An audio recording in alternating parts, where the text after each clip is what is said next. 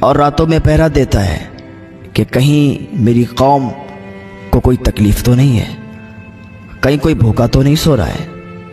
میری حکومت میں اگر کوئی بھوکا سو گیا تو عمر اس کا جواب دے گا۔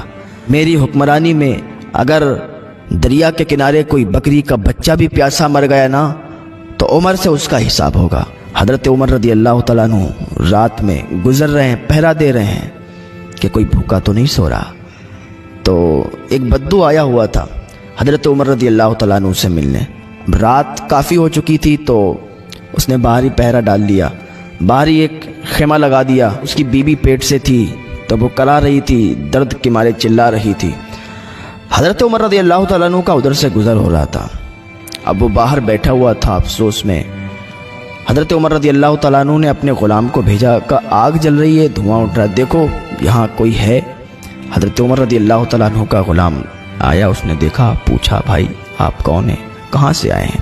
اس نے کہا میں تمہیں کیوں بتاؤں کہ میں کون ہوں، کہاں سے آیا ہوں، تم کون ہو؟ جب اس انسان نے اتنا کہا تو حضرت عمر رضی اللہ تعالیٰ عنہ کا جو غلام آیا تھا وہ واپس چلا گیا حضرت عمر رضی اللہ تعالیٰ عنہ کے پاس۔ حضور، وہ کہتا ہے کہ میں تمہیں کیوں بتاؤں کہ میں کون ہوں؟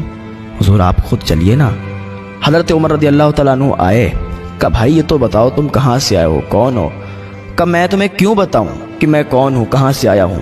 حضرت عمر کہتے ہیں اندر سے کراہنے کی آواز آتی ہے، شاید کوئی بیمار ہے۔ کہا اچھا سنو، اگر پوچھتے ہی ہو تو وہ سمجھتا تھا شاید حضرت عمر نے نوکر لگا رکھے ہیں، چوکیدار لگا رکھے ہیں، وہ آئے ہوئے ہیں حال حقیقت پوچھنے کے لیے۔ کہا اندر میری بیوی ہے، پیٹ سے ہے، حاملہ ہے، بچے کی ولادت ہونے والی ہے، اس لیے درد کے مارے کرا رہی ہے، چلا رہی ہے، کوئی دائی بھی نہیں ہے، رات کا حصہ ہے، رات کا ٹائم ہے، کہاں جائیں گے، نئے نئے ہیں، عمر سے ملنے کے لیے آئے ہیں۔ کہا اچھا۔ حضرت عمر رضی اللہ تعالیٰ عنہ دوڑ کے گئے گھر پہ، قربان جائیں حضرت عمر رضی اللہ تعالیٰ عنہ پر، دوڑ کے گئے جاتے ہیں۔ حضرت عمر رضی اللہ تعالیٰ عنہ اپنی بیوی سے کہتے ہیں ایک بہت نیک کام ہے اور بہت ثواب کا کام ہے، جنت میں لے جانے والا عمل ہے، کرنا چاہتی ہو؟ حضرت عمر رضی اللہ تعالیٰ عنہ کی بیوی کہتی ہیں ہاں بالکل، کیا کام ہے بتائیے؟ کہتے ہیں آؤ پھر چلو، بتاتے ہیں سارا واقعہ۔ حضرت عمر رضی اللہ تعالیٰ عنہ کی بیوی کہتی ہیں ٹھیک ہے تو رکو، تھوڑا گھی لے لو، کچھ سامان لے لو کھانے پکانے کا۔ حضرت عمر لیتے ہیں، لاتے ہیں پیٹھ پر اور چل دیتے ہیں، دوڑتے ہوئے جاتے ہیں، وہیں پر جا کے سارا سامان رکھتے ہیں۔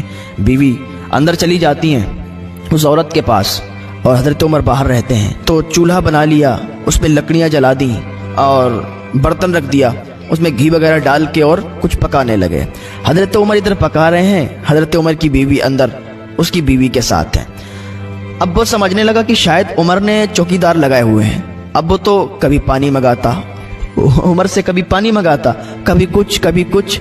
حضرت عمر جیسے غلام، جیسے چوکیدار کام کر رہے ہوں اس طریقے سے کام کر رہے ہیں، کبھی پانی لا کے اسے دے رہے ہیں، کبھی کچھ کر رہے ہیں، کبھی کچھ کر رہے ہیں۔ اللہ تعالیٰ آج بھی ایسے حکمراں، ایسے بادشاہ پیدا کر دے۔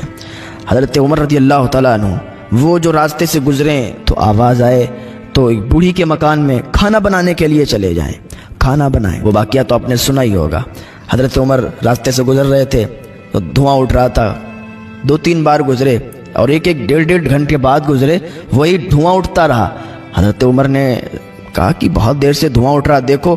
غلام اندر گیا تو آواز آئی کہ میں تمہیں کیوں بتاؤں، میں عمر کی جان کو رو رہی ہوں۔ اندر سے آواز آئی، بوڑھی خاتون تھی، کہ 3 دن سے گھر پہ کھانا نہیں بنا، عمر کو کوئی فکر ہی نہیں ہے کہ کھانا بنائے نہیں بنائے، عمر کو کچھ پتہ نہیں ہے، بادشاہ بن کے بیٹھ گیا، کیا کر رہا ہے؟ حضرت عمر نے جب اتنا سنا نا تو کلیجہ پھٹ گیا، بھاگتے ہوئے گئے، اناج لادا اور کچھ گھی وغیرہ کچھ سامان لاد کے لائے۔ اب ان کا غلام کہنے لگا حضور لائیے میں لا دوں۔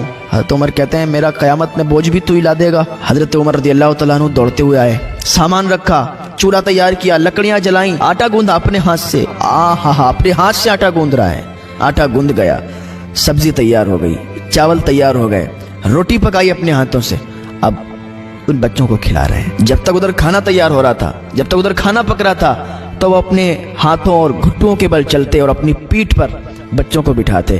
عورت کہتی تم کتنے اچھے ہو، وہ بوڑھی خاتون کہتی تم کتنے اچھے ہو، ایک عمر ہے ایک تم ہو، کتنا انتر ہے، کتنا فرق ہے، میں تمہیں جانتی نہیں، تم مجھے جانتے نہیں، اتنی رات میں تم اتنا کچھ کر رہے ہو میرے لیے۔ اللہ تمہیں خوش رکھے، اللہ تمہیں سلامت رکھے۔ آپ کو بادشاہ ہونا چاہیے تھا، عمر بادشاہ نہیں بننا چاہیے تھا، اگر بادشاہ کوئی ہوتا تو تم ہوتے۔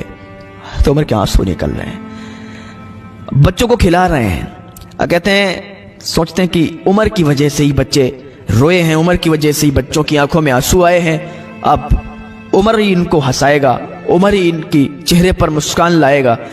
کھانا تیار ہو گیا، بچوں کو کھلایا، بوڑھی خاتون کو کھلایا۔ کہا تم عمر کو اتنا برا کیوں سمجھتی ہو؟ کہا بیٹا تم عمر کی اتنی حمایت کیوں کرتے ہو؟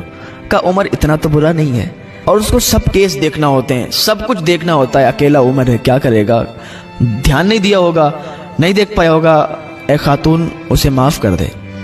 تو خاتون نے کہا بیٹا تم بڑا معاف کرنے کی بات کرتے ہو، تم عمر کے کون لگتے ہو، تم کون ہو؟ حضرت عمر کہتے ہیں ماں بس تو معاف کر دے، اتنا بڑا وہ بادشاہ ہے، حکمراں ہے، اس سے اور بھی کام رہتے ہیں، ماں تو معاف کر دے۔ کہا ٹھیک ہے اگر تم کہتے ہو تو معاف کر دیتے ہیں۔ کہا ماں ایسے نہیں، ایک کاغذ دیا، اس پر لکھا ہوا تھا، کہا ماں تو اس پر لکھ دے اور سائن کر دے کہ تو نے عمر کو معاف کر دیا۔ کہا ٹھیک ہے لاؤ میں سائن کرتی ہوں۔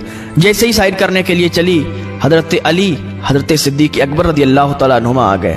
عمر تم یہاں ہو، ہم تمہیں راستے میں پتہ نہیں کہاں کہاں ڈھونڈ چکے ہیں۔